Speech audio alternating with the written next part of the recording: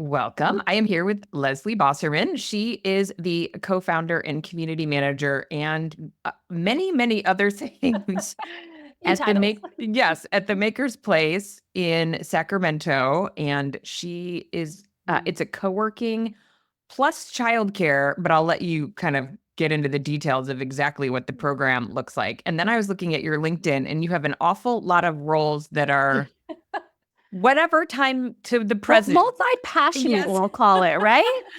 I'm always impressed with people who can manage multiple businesses at once. So I cannot wait to hear your story. So you're in Sacramento. It's early for us. So thank you for making this happen early.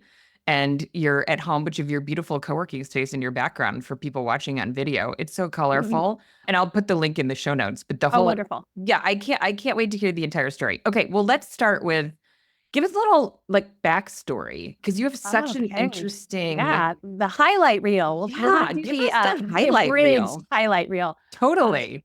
So I'm a California native from Northern California, and I've lived everywhere from I went to UCLA to actually study broadcast journalism and didn't land in that field. I actually worked in student affairs and managing residence halls professionally and then running student leadership programs. I moved to the Midwest to the University of Illinois after getting my master's in Okay. education and social justice. So I was teaching, I was facilitating large-scale leadership programs. I was running a leadership coaching program at U of I. And it was really interesting to move from West Los Angeles to Central Illinois. And it really taught me about community and community development. So that was deeply implanted in my heart. And at the time, I also was brought into this whole what is professional coaching. So I went back and I got my coaching certification. I finished it in 2012 through the Coaches Training Institute and ended up transitioning actually back to the West Coast of Portland, Oregon, where I started my business called Lead with Intention. And I've been doing that for almost 15 years, which just blows my mind. So my first entrepreneurial journey Okay. as an executive leadership coach and organizational trainer, which I'm still doing now. Okay. And, my now husband, I was single at the time when I moved to Oregon. I've known my husband since we were 8. He's from Sacramento. Okay. And we actually knew each other growing up through our church community, met at summer camp, super cute story for another time. And we got married at 27. And I told him, I love living in Portland. If we're doing this, please come and move to Portland because I had just landed a big contract with Nike and he's a runner. So that was incentive. Yeah. So long story shorter, Joel moved up to Portland 4 weeks after we got married. We got a phone call from a nonprofit in the Middle East asking for a married couple to move to Amman, Jordan for a year. And Joel was like, yes, let's do this. And I'm like, we just got married. Right. But the life explorer and adventure in me was like, when else are we going to do this? And so we then moved from the Pacific Northwest to the Middle East for a year, had a grand adventure, volunteered in local schools, worked with a lot of refugee communities, again, learned about a lot of cross-cultural community, a lot of service. And so all these values are at our core. And then when our project was done, we were like, we're going back to Portland, except Joel's job was now in Sacramento. So as an entrepreneur who has that kind of digital nomad lifestyle, we moved to Sacramento and we've been here for 10 years. So that's been fun. When we moved a month later, we found out we were pregnant with our first baby. And I was like, wow, this is awesome. So I had just joined a co-working space, the Urban Hive. Oh, wow. No, yeah. So Okay. that was my first Wait, soiree. what year was this? Oh, this was 10 years ago. So 2014. Okay. Yeah. Pretty early. I mean, it was it was still early days. It was pretty early. Co-working wasn't widespread. It's still kind of growing in the sense of the word. I think I described what is co-working at least a dozen times a week. Right. Totally. Yeah. So I joined and I was chatting with one of the co-founders, Molly Weber, about oh, so you're a mom. What do you do when you have your first baby with co-working? Right. And she said, you kind of just stay home because we're not really equipped for this. Most people send their kids to daycare if they come here. And I thought, well, I want to raise my kids, but I still have this side hustle over here that's sort of a professional part-time job. that I had really intentionally designed around raising a family. Yeah. But I did stay home. I stayed home for 2 years, and it was really lonely. Yeah. And I plugged into like library story time and exercise mom classes and a bunch of things, but they weren't professionally fulfilling. And Yeah.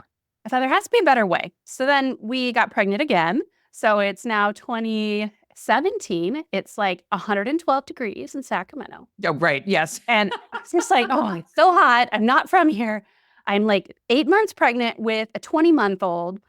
And I'm like, how do people get things done? Yeah. And my husband worked for the school district at the time. He's a behavior analyst. So he works with children with special needs. Oh, wow. And he'd come home from work and he's like, okay, final weeks of pregnancy, what do you need?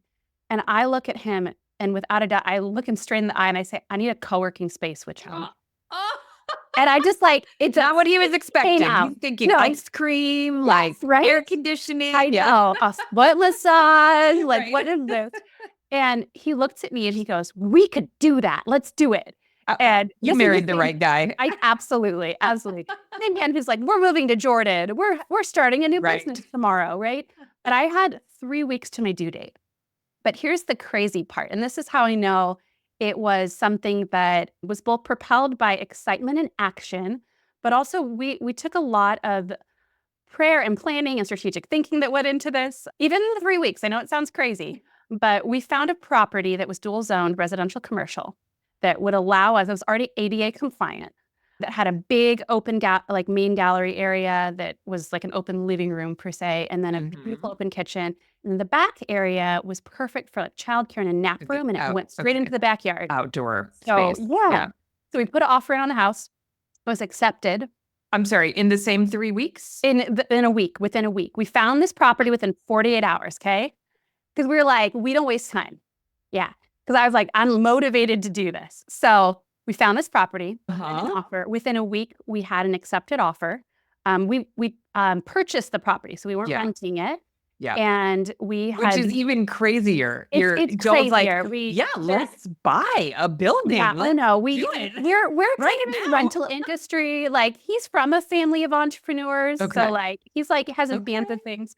Because he said, what's the worst thing that could happen? And it was kind of a life strategy.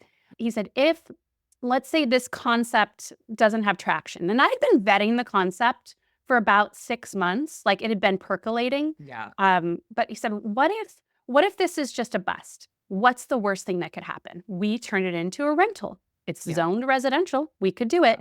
He said, how much would you spend for daycare for 2 kids and rent in an office space? He goes, that's more than the mortgage on this house. Yeah, which is And I'm just like, nuts. okay, Exactly. let's do it. And the value of buying. I mean, if you can buy and then make it work, that's a big deal. It was a lot of bootstrapping. It was a lot of financial finagling, but we were in a position where we own the property that we live in, and we were able to kind of get a HELOC on that to get the first property. So we did some strategic things, and it was quite a journey. Actually, we found out 24 hours after the offer was accepted that the seller's brother had been in a near fatal motorcycle accident. Oh gosh. And they basically said, hey, we need to break contract. He needs to move. He's from Grass Valley. His house isn't accessible. He needs to move into this home.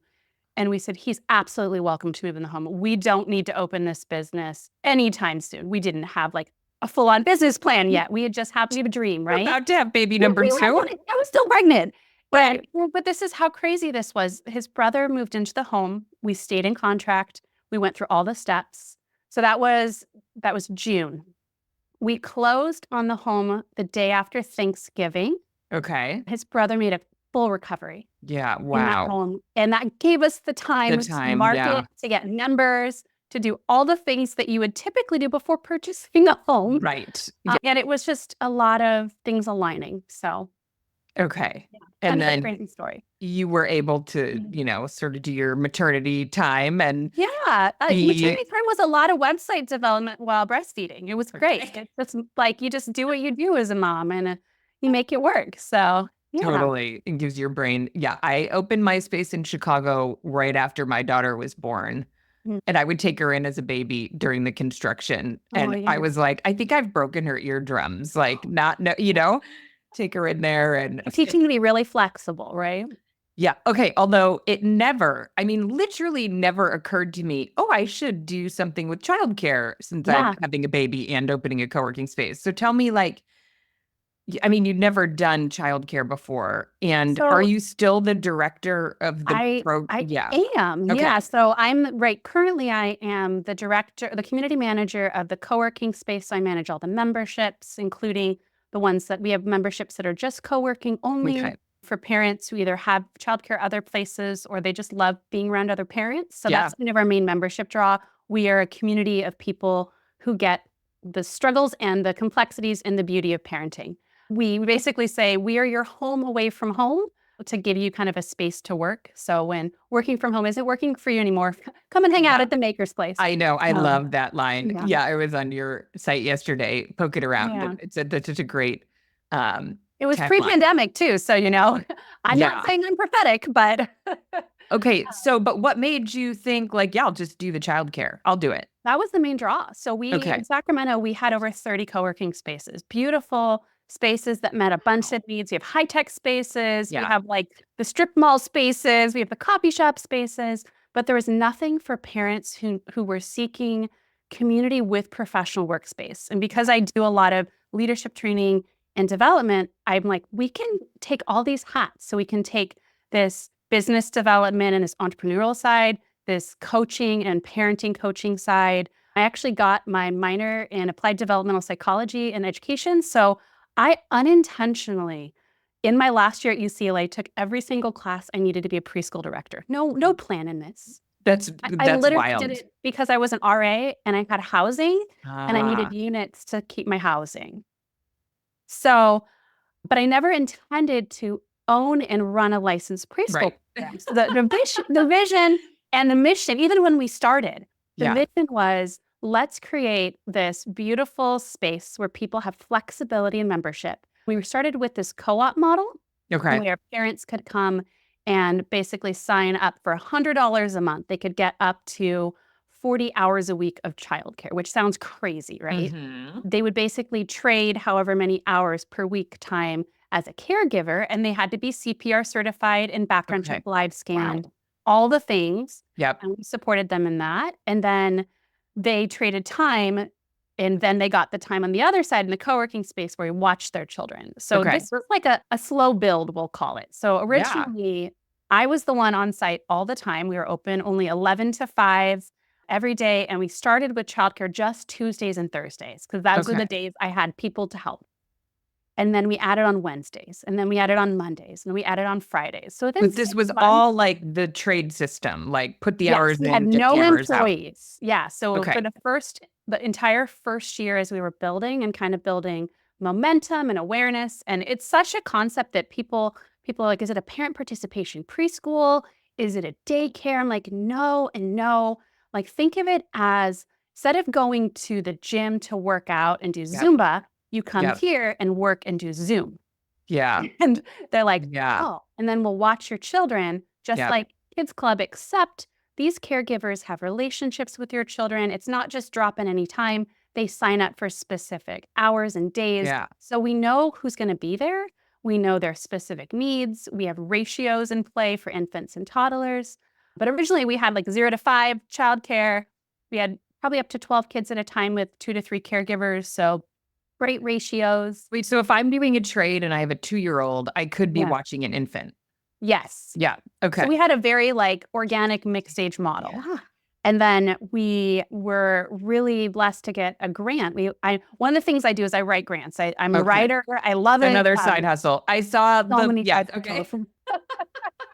I just view that as like one more feather in the hat, right? So I wrote a grant through our innovation and economic development. The city of Sacramento has a whole office around that.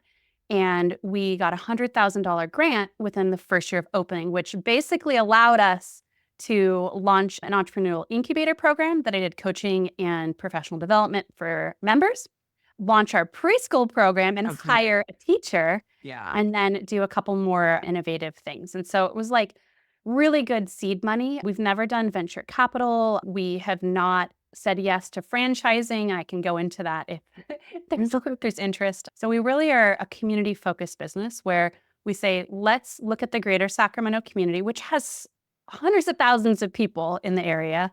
And how do we serve them where they're at now and what their needs are now? So our memberships are super flexible. We offer 4 hours up to 40 hours a week of childcare, and it's on a quarterly commitment. So you don't have to like sign up for a whole year. Yeah. You can confirm your hours for the quarter. You're guaranteed that moving forward unless you tell us that you want to transition. Okay, but then so the co-op model is the co-op model had to pause. Yes. So with the pandemic, pandemic shifts everything, right? So when shelter in place came into play, so I had 2 boys at the time. So March 16th, 2020, a day I will never forget. Not only did shelter in place come into play, I found out I was pregnant. So oh boy. I now, oh boy. Okay, here we go. Game on, baby's compliant. Let's do this. But we had launched our preschool program as a part-time like morning program. Okay. And so we had preschool from 8 to 11, and then our childcare program completely separate opened up at 11. So we had them kind of in the same classroom, but they just traded spaces. Yeah. And when the pandemic orders came into play, part-time preschool was not considered essential and co-working was not considered safe. So we said, how do we either close temporarily or indefinitely or pivot? And we're good at pivoting. So not only did we expand our preschool program to be full day, so we have a lot of essential workers who are first responders and others who we were able to continue to serve. So we actually never closed our doors throughout the whole pandemic. We had a few people co-working who had essential jobs when their offices were closed.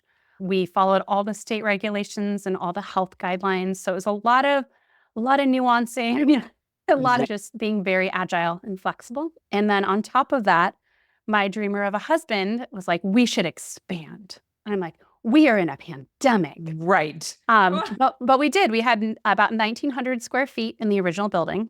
Okay. And then in 2021, like January, February, he was on a run. He's a runner. And he ran up like a half mile. And he's like, there's a Victorian house that's about 6,000 square feet that I don't think anyone's in. I'm going to check it out. And he's an introvert. So this is a lot. So he actually met the owner walking out of the house on his run and asked him about the property. And the owner said, I'm putting it on the market tomorrow. And so Joel's like, can I make you an offer tonight? I can't make this up. So we then entered into a kind of a long-term lease to update the house while we were in escrow. We got an SBA 504 loan. And we did kind of a 1031 exchange to sell the other property. We had 3 days where I think it was 4th of July weekend, where we literally moved everything over. And we didn't have like a week of closure or anything. It was like, and we're now here. Wow. With a full day preschool with 2 classes and a full childcare program with co-working. We tripled our operations. Okay. So, and that was kind of middle of 2021. Okay. And then the main sewer line of the house burst 2 days later. So it was just like all these things. Is there a warranty for that?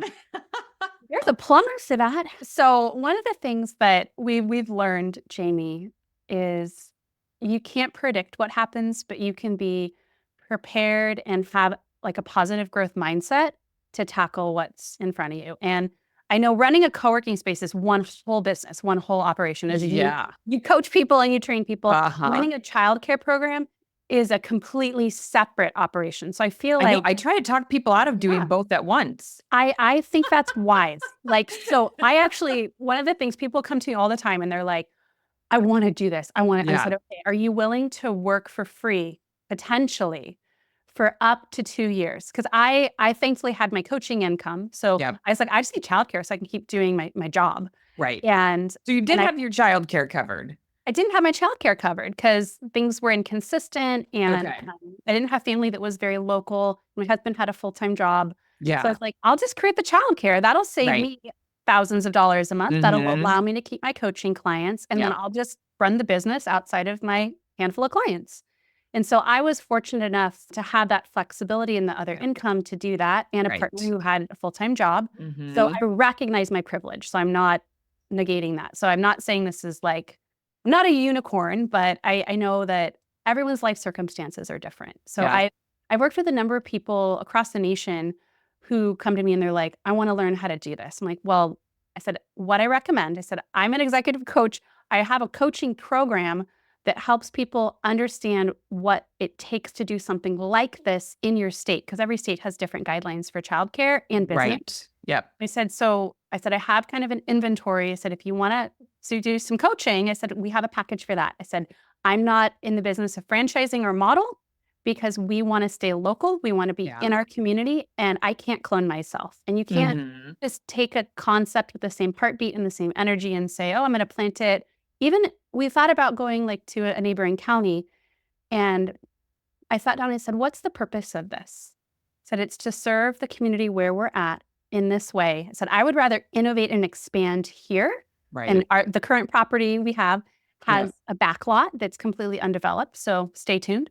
And I've had a number of people approach me locally saying, I want to start one over here. And I said, we're 20 minutes from there. That could work, but we already have this here. Come and join us here. So I think there's a purpose for franchising, absolutely, but the childcare component makes it complex. And staffing childcare is much different than staffing like a community manager or someone to come and refresh the coffee bar.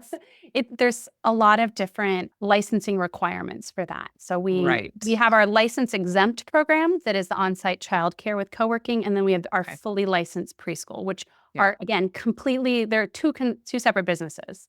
Yeah. So. Okay, so the original model, because I know people are listening thinking, oh, that's interesting, I could do that. Is that exempt from guidelines? You mentioned ratios, so it still falls under some. It depends on your state. So I always point people, so if they come to me for coaching or consultation, say, check your state childcare guidelines. So in California, the Department of Social Services Community Care Licensing has all of that information on their website. I know currently there is a license exempt status. So if you're like caring for your child and one other family in your home as a nanny or something, that's license exempt. Okay. A gym is considered license exempt because the parents stay on site. It has to stay on site. You have to stay on site, number one, unless it's like one other family. And when I say ratios, we follow all of the Title 24 licensed ratios because we believe that whether it's license exempt or license, ratios are a positive thing. And our ratios are actually, in preschool, 12:1 is the ratio. Ours are like 4:1, which is an infant ratio, because we want people to be supervised and actually taught, not just kept alive. So I think if you're listening and you're like, oh, could I do childcare? I always recommend starting with like a parents' night out, drop-off date night once a month, that you hire a babysitter who's CPR certified, and you try that out and just see if there's traction. We do that for our members. That they love that. Yeah, I was going to say totally. I totally love that. Yeah. But ongoing childcare, there are various models to do that. Some allow co-op. I know California currently doesn't in the same sense. If you are a space like ours that has employees, you can also have a co-op program. So that was something that when we transitioned to having employees, that was part of the trade-off that was really hard, because that was like a big part of how we launched and really allowed us to launch. Right. I was going to say, that's what I love about it, is you were just like, okay, how can we make this work? This is what will work One right step now. at a That's time. what we'll do. Yeah. And the big thing is not compromising the mission. So a lot of people kind of follow that trail of breadcrumbs, and all of a sudden they're on a completely different path. And they're like, I don't know where I am. We have stayed so consistent to our core values and our mission, even though we started a full drop-off preschool. I've had so many people say, why don't you get your infant and toddler program licensed? I said, because we created a co-working community for this kind of 5th trimester experience. Like when you're transitioning back to work, even if it's part-time, or let's say you have your own business at home, but you just can't get things done. And you're a first-time parent and you don't have family, or you don't have other parents in your community that get it. I'm like, we do, and we're here for you. And we have a whole level. We have 4 different levels in our current space, and one is a dedicated nursery for feeding and bonding support and naps for parents. We have a whole nap level. And so we just kind of figure out what people need. Give them really good coffee, good local coffee, a nap, and some hydration, and some really fast Wi-Fi. You can pretty much do anything. So is the pre-preschool program for members only? Correct. Yeah. So Okay. it's not like a drop-in. Yeah. It's program really is to still- support the community. I mean, that's why you were kind of going with like, Yeah. that's for the members. We call it Exactly. a community membership. Like that's the Yeah. name of it. So it has that at the core.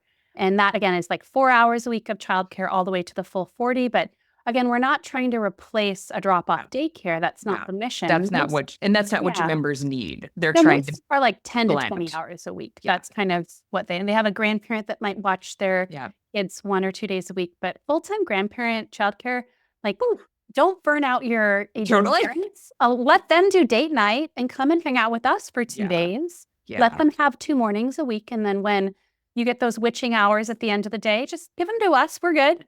Yeah. So, Got it. mm. Okay. And then, so what did make you decide to do the licensed preschool?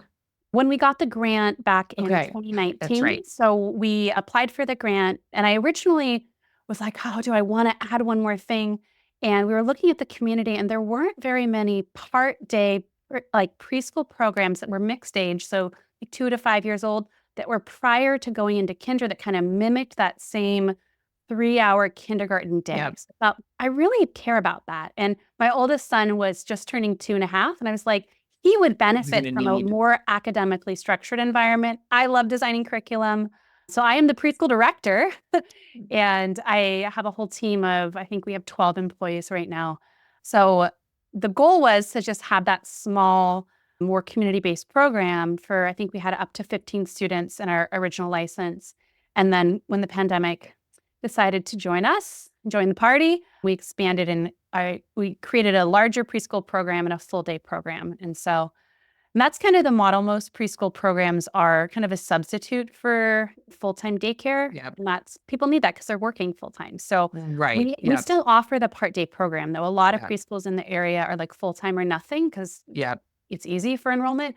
But Yeah. we have like a 2, 3, 5-day part-time, morning or afternoon, and then 2, 3, 5-day full days. And so Okay. I do like enrollment Tetris like a ninja. Yeah. But also staffing, you figured out a way to match. I mean, I think Yes. that's the biggest challenge of like really the flexibility, which is what you're offering with the part-time and the full-time, is matching like the supply to the demand, right? Like, well, how do you make the Yes. staffing work and make sure it's not losing money? It is Yeah. one of the biggest things. And we've made some income trade-offs. Like we could make a lot more money with a lot less staff. Yeah. We could make a lot more money by enrolling a lot more children. I value quality. I want to have relationships with teachers that stay. I believe in developing people into career paths. And again, people don't typically start a childcare program to make a lot of money unless they run it truly like a business without Yeah. that part. Yeah. And that's why a lot of places have closed and have transitioned leadership. And I'm an owner-operator licensee, which is so rare. Most people are an owner and then they hire a director Yeah. and then there's someone else Yeah. who's the licensee. Yeah. And I don't necessarily want to be all of these things, but I look at the opportunity and I look at the community we're building, and it allows me, honestly, I can be home some days and be with my own kids. And we're homeschooling our middle son because he got diagnosed with autism in the middle of the pandemic. So, all these things are happening. He was born with the business. He's the one that I was pregnant with. Okay. And when we realized like, oh, he has need, and this is actually my husband's wheelhouse. This is what he studied and has his master's and his BCBA in. So I think it was 2022, like end of 2022, he took a leave of absence from his school district job and actually started working full-time in our preschool when our son Luke was in our preschool. And so Wow. now Joel and I work full-time in the business together. Okay. Oh, wow. Yeah. Okay. So goodbye W-2 income. No. Wow. Yeah. No, but it grew to the point where it supported our family enough, and we've made our own financial kind of trade-offs in that Yep. sense. So you have to just kind of figure out what works for your needs and your values and your community. Yeah. Well, I love that you've mentioned that a couple of times because I always start with that too. It sounds like that's your first question when you talk to people is like,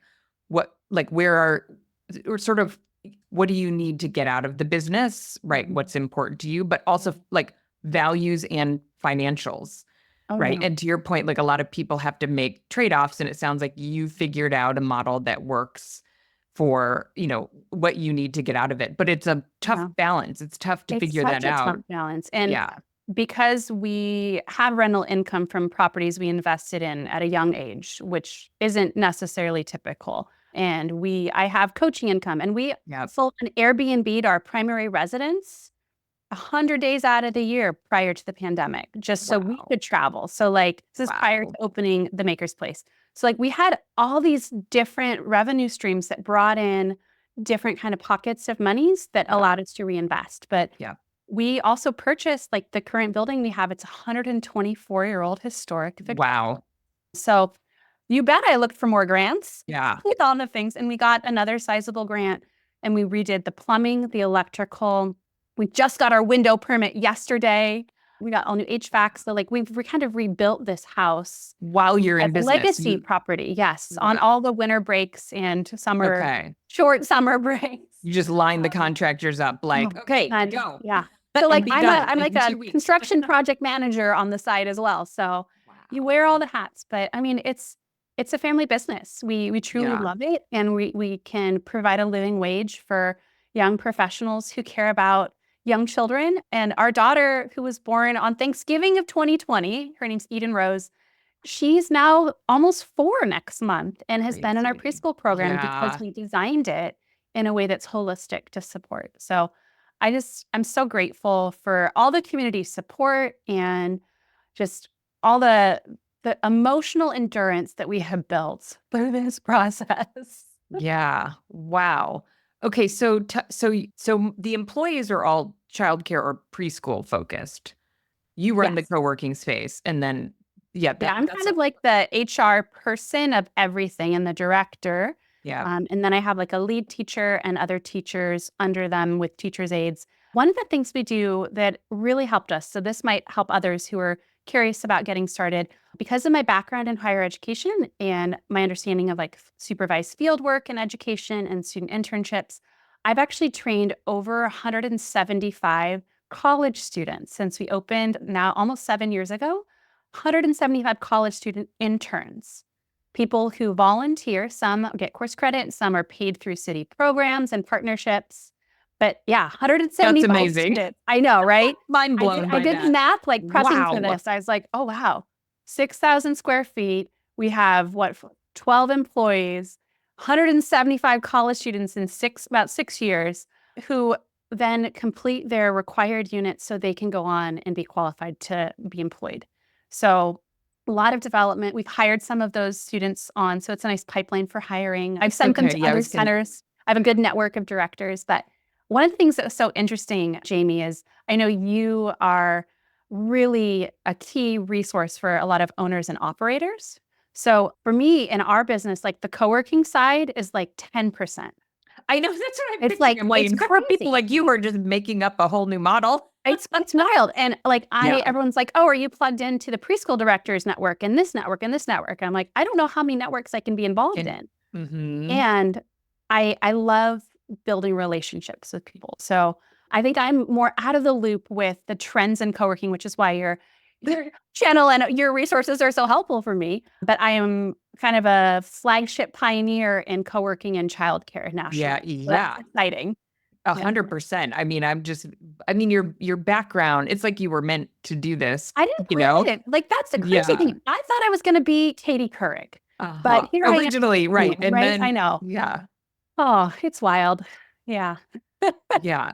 But then all the curriculum and, you were an RA, like all the experience leading up to, see, you're the director. Okay. So, well, tell me, because probably other people listening to are trying to figure out how you do everything you do, because you're a mom of 3. I sleep like 7 to 8 hours a night too. I'm letting you know. Like, I get my sleep. I go on walks. I do yoga. You make it happen. Okay. So what does a typical day look like? Okay. Or maybe a week. Oh, a typical week. So one of the things my husband and I do, and I'm going to tie this into developmental psychology. Okay. So when you're about 2 or 3, you do something called parallel play, where you play next to people in the same kind of activities.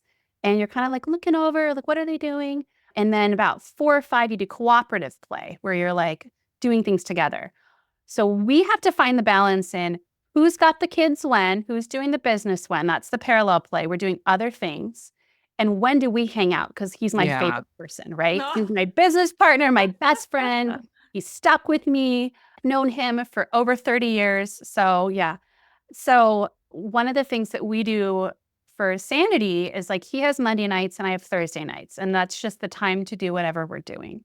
That whether that's health and wellness, like I'm writing a book right now, which is really I exciting. saw that on your LinkedIn. Yeah, Okay. I Yes, just we have to got get to a that. Okay. yeah, I'll share more about that. But a typical day would be I get up about 5 to 6, depending on when the kids arise, and I'll do yoga or go on a walk. We have a little park that I like to walk around, and then I'll get everyone ready for school. And then 3 days a week, I'm at the co-working space, getting everything done. 2 days a week, Joel is there, so then I have time at home to do coaching or writing. So I really chunk my time.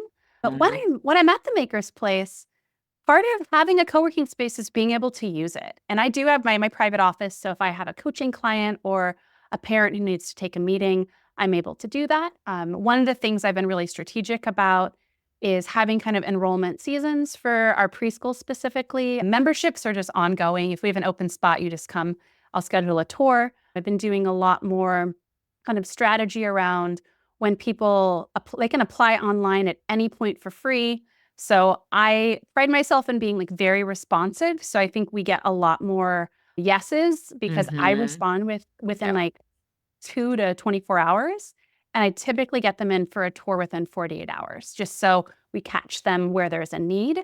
Yeah. A lot of people who are directors of childcare centers don't have the bandwidth for that. And I completely respect that. Yeah. I'm in the classroom if somebody is sick or they need a break covered or just to hang out. But I'm not on the floor with the kids as much as I used to be. So that's kind of, I've hired more people, so I'm able to do that. But sometimes I'm the one making coffee. Sometimes I'm the one who I get the mail, right? So like the things that are kind of boring, right? But things that are a little less typical of our space that are more typical of traditional co-working spaces, we just have kind of an open hot desk model. Yeah. We have private meeting rooms that you can rent by the hour, half day, or full day for the members or for the public, actually. So like nonprofits will come in and do like their retreat day or their board meeting during hours. We used to do a lot more event rentals like baby showers and parties, but our current building, because it is historic, is not ADA accessible. So I'm trying to kind of find the balance of how to support event rentals. So that's not really a revenue stream now. So I don't do much of that. So it's something that had to like pause. Yeah. Although that might also keep you a little more sane. Yeah, it does. It's not something it helped us a lot in the old space. It was great because it kind of built awareness of it. Because if you get 50 people in for a baby shower, like, what is this space? So now people know us and they refer us. Like my favorite thing is when someone says, oh, my stylist or my neighbor or my son's 4th grade teacher told me about you. So yeah, but I'm digressing from your question. So my typical day, I'm in the space and then I head out between 2 and 5, depending on who's doing homeschool with our middle son. And we do that kind of at the end of the day. So he has his therapy in the morning. So we have the balance there. So I have 3 kids at 3 schools, which makes that fun, including our homeschool. Okay. But one of them is with us in preschool. Yeah. One of them goes to his 4th grade class and then our middle son. So, I mean, it's a dynamic hustle. But I think any parent, whether you have 1 or 6, you just figure out what works for your life rhythm. Yeah. And you have to find the moments of sanity. So like I'll pop down and I'll sit on our beautiful wraparound porch with a book and a cup of coffee for 15 minutes to be like, Or if I have a meeting, I'll take a meeting and I'll go on a walk because the neighborhood is all these beautiful historic Victorian homes. Or I'll walk to the library to pick up all the books for preschool. So I take a little break that way because the library is a block and a half. Give yourself some thinking time. Okay, you're selling me on Sacramento with the wraparound. It's pretty great. Porch. Yeah. We're going to have a cup of coffee and you're going to fall in love. Totally. Okay, so how do you keep the brain space for the coaching business? Oh, great question. So one of the trade-offs I would say is instead of really scaling and growing my coaching business, like most people who do executive coaching full-time probably have 20 clients. I have really kept it small. I have 5 clients at a time. Sometimes I'll take on a college student or a single parent if they need more support and do that at a pro bono or reduced rate, just because that's my heart. But I really figure out what makes sense for the season I'm in. And most of my clients I coach between like 6 and 12 months. So then there's kind of a cycle. But I also do coaching programs. So I do kind of 1-day retreats, and I'll do mastermind sessions for entrepreneurs and incubator programs. So I just kind of figure out in the season what works well. And because our space, I don't have to figure out where am I going to host this? Where, yeah. You know, I have a space. What's nice is a lot of people who have the need, they could join as a member, have childcare when they're in that program, and still have childcare to get their work done. So really tried to kind of pair what we offer with what I can create. But I've also had to make some very intentional no's or not yet. Yeah. And just say, this is not the season for this because I've already said yes to this and this. So saying no to this would completely derail the other yeses. Yeah. Do you think you'll ever hire another director when your kids kind of age out? Yeah. So that's my dream, Jamie. Okay. I was like, am I going to offend her by asking this question? Assistant directors, like we've had some staff turnover because people go to grad school or get married, or we had a team member who was in the National Guard and got deployed to do service, which is amazing, right?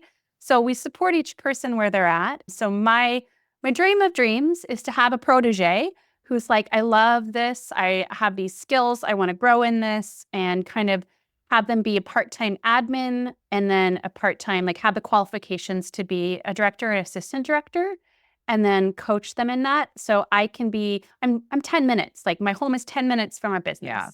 So I can get in the car, get on a scooter, hop over there as needed, but be able to have the flexibility to be a parent, which is so ironic because I started this business because I was like, I just need childcare. Right. And now childcare isn't the essential component for our family. It's, I just need time with my children and my family when they are present. So after school. So I feel like we're finally kind of at that cusp because our team is so strong and we have a really good base. But it's been 7 years in January. So it's taken a bit, and 2 properties. So yeah. Yeah. Okay. When you started, did you think, I always feel like people start and they're very intimidated. Like you bought your first building, but people think like, oh, 5 years is forever. I mean, do you feel like, the pandemic's in the middle of that. So that's probably a tough question. It's so like, I want to be the type of person that makes like a 5 to 10 year business plan, because that is my personality type. And I've never done that. I'm just going to be so honest. Like I've helped businesses do this. What our kind of zone of genius is what are the values that are driving the purpose? Can we strategically grow and scale this so it's sustainable for finances, time, energy, all the 3? And then what do we want out of this? And so we'll look 6 to 12 months ahead and say, what will the property physically need to sustain what we're doing? What does the community need? And then we have kind of seasons of enrollment and seasons of training and some break time. So we build it in. So just like a school year has like summer break, we do run an 8-week summer program, but we have 2 weeks before that starts where we're just closed. Okay. The whole space closes. The whole space closes. Okay. And that's where we're like, okay, we're building the porch, or okay, we're doing the HVAC, or we're traveling. So, I was going to say, or leave town. Yes. And sometimes we'll leave town and we're like, someone else is building a porch. So I think one of the biggest lessons and growth opportunities for both Joel and myself as co-founders and partners and friends and big DIYers was to say, what can we pay someone to do to bless their family and help our business that we are able to pay, so we buy our time back? Yeah. Right. And we That's can a pay tough someone. mindset shift. It's completely.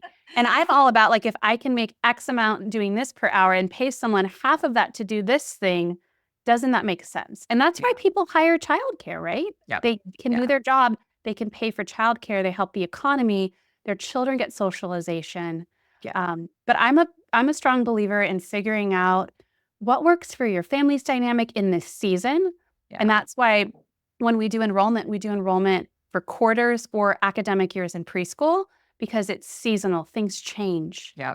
And you're fine with that. Like, right. We're flexible so that your members don't have to feel like they're committing to something that's so far over the horizon that we don't make them commit to 5 years, right? But we commit to being open and staffed, right? And that sometimes means we are the ones staffing.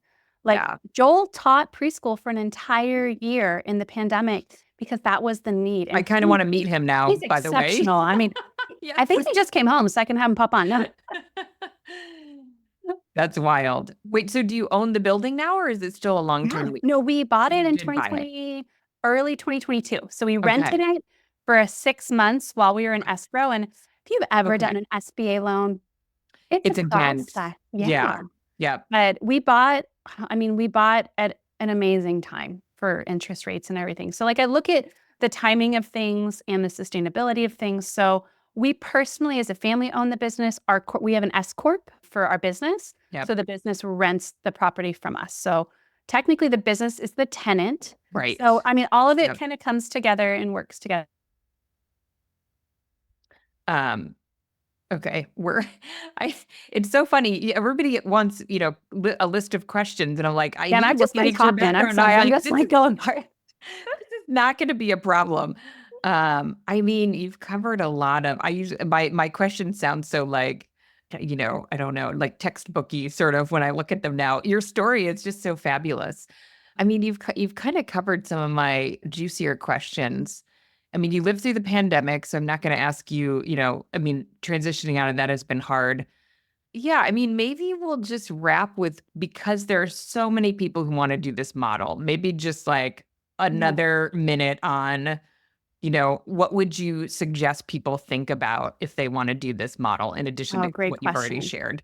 Yeah. So I think there's two pathways. I think there are people who already have an existing co-working space that's profitable, and people like, have you thought about childcare? Yeah. So there's that pathway. And then there's I'm hearing this.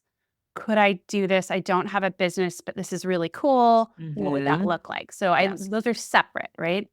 And so for the first, I think most of our listeners are people who already have a co-working space and are like, could I do childcare? So that's where I would start and say, what's the need? Have you polled your current members? Have you polled your community? What's your market research like? Because when we started, we asked our community and they're like, oh, if someone did this, I'd come in a heartbeat. None of those people came, right? And so Okay, I love that you said that. I always None tell of those people that. I'm like, did they give you money? No, Did they give you a it deposit? literally was me. Nothing. I literally had these like open house events at local restaurants and coffee shops before we even had the space built. So this was like 7 years ago, and just said, hey, we're going to do this. This is who we are. And it took probably 6 to 8 months for people to trickle in. But if you already have a membership, and maybe you have people that are having their first baby or they're thinking about it and they're like, have you thought about this?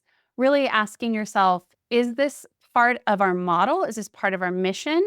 Is this already an available resource? Would it pull from a preschool or a daycare that's 2 minutes away would that be more competitive and collaborative, right? So I look at it as, if you're looking at adding childcare as an income stream and you already have a profitable business, that might not be the way to go.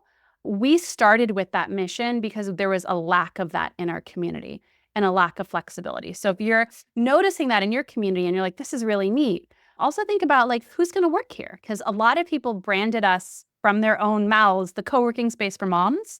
We now, I think, have more dads than moms that work in our space. Interesting. There's Wow. so much of a transition with remote workers. Yeah. And because we are minutes from the state capitol, we have a lot of people that have these hybrid work structures where they're in on the office 2 days a week and they can remote work 3 days a week.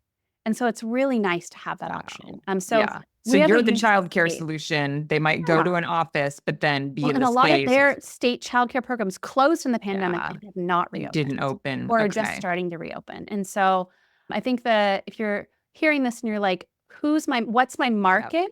How much will I need to net, not gross, but how much will I need to net after all my expenses Yep. to make it worth it to me? Because that is a hard cost, right? Yeah.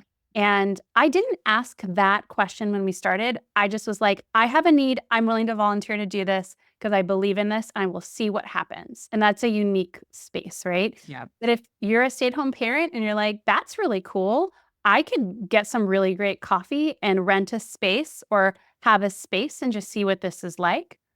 Like, you can think about the different elements you want. Like, are you going to do all ages? Are you going to start once they're potty trained? What's your policy with diapers? And are parents going to change them?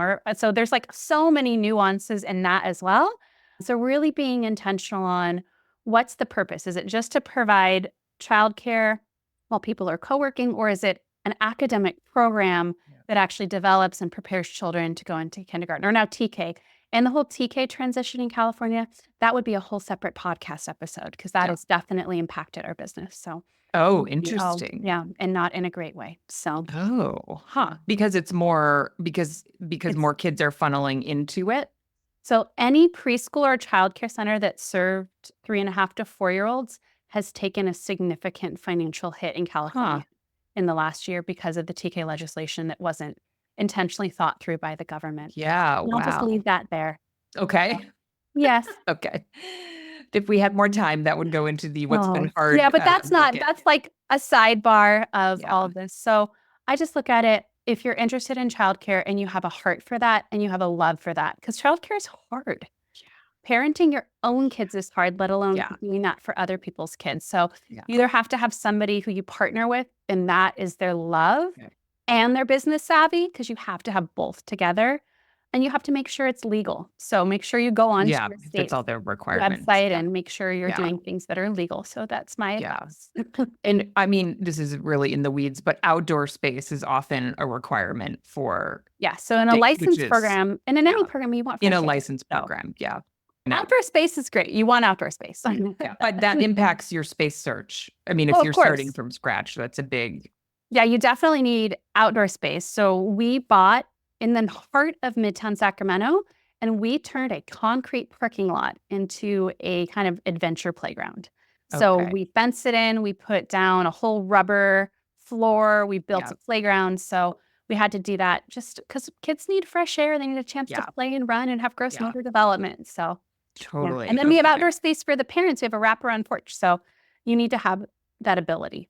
So nice. Could sit with my laptop out on the porch. Has good Wi-Fi too. Okay, I could go on all day. You have such an interesting background and an interesting business model, but we will let you get on with your day. Thank you for making time to do this. I really appreciate it. I'm flying to Mexico tomorrow, so I had to. Wait, is that fun or work? It's actually both. So right. Okay.